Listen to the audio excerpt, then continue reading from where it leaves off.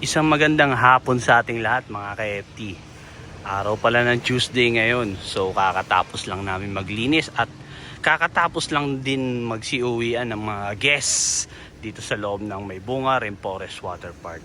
So ito, ganito kalinis po ang loob ng water park pag walang tao. So napakalinis po talaga. Napakaliwalas tingnan. Ganito po ang itsura ng loob ng water park pag walang tao. Tao lang talaga ang nagdudumi sa kapaligiran. Ayan, nakita nyo, napakalinis, napakaliwalas. Ganito kalinis dito. Di pa pala tapos maglinis yung aking mga masisipag na katrabaho. Yan, yung mga Summer J.O. at si Ate Janice. Di pa sila tapos maglinis. Ang dami kasing kalat kanina. Kalat po ng mga guests na ewan ko ba kung bakit ganun. Ang dami naman namin mga basurahan dito. Yan. Nagkalat yung aming mga drum dyan. Yan po yung mga basurahan.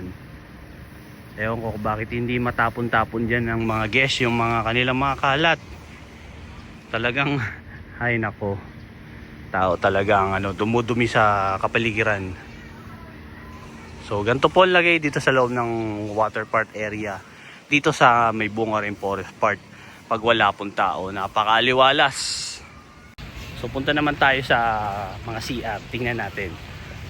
Actually napakalinis po ng CR namin. Tao lang talaga ang dumudumi. Ewan ko ba kung bakit walang sinop-sinop sa kapaligiran ng mga ibang guests. Yung iba naman masisinop naman. Pero karamihan wala. Hindi marunong maghugas ng ng mga alam nyo na, yung pupu. So silipin natin yung CR.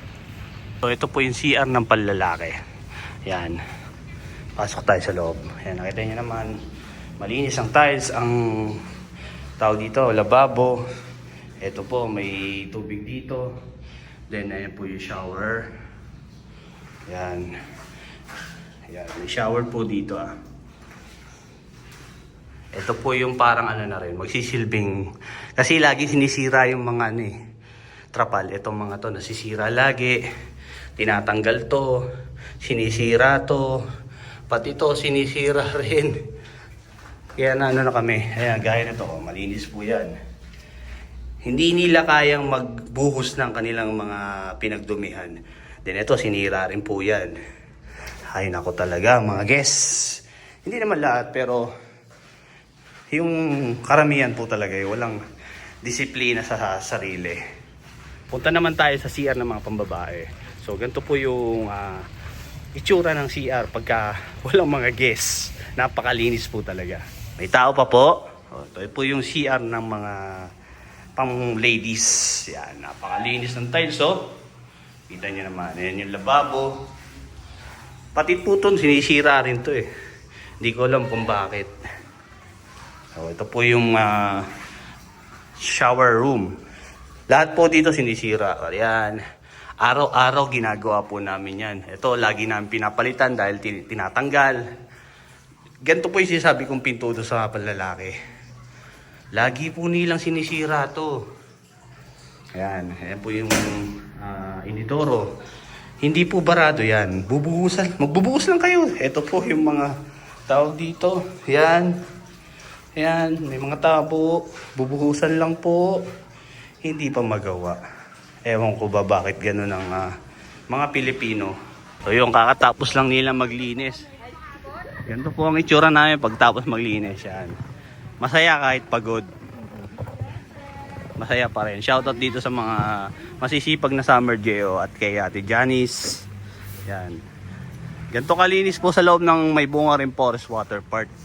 Pag walang tao. Tao lang talagang sumisira sa kalikasan Pero kung may disiplina ang bawat isa sa atin tiyak ko napakalinis ng kapaligiran dito sa ating dito sa loob ng May Bunga Rainforest Park. Actually hindi lang dito. Kahit saang lugar po dapat matutunan natin yung disiplina.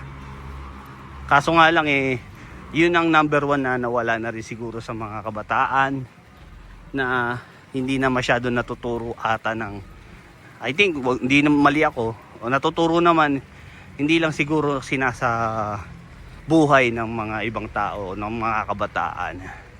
Kasi kami noon tinuruan kami ng mga teacher namin ng tamang disiplina, tamang paggalang sa mga mas nakakatanda. Yan po, itinuro sa amin yan nung panahon na nag-aaral pa kami.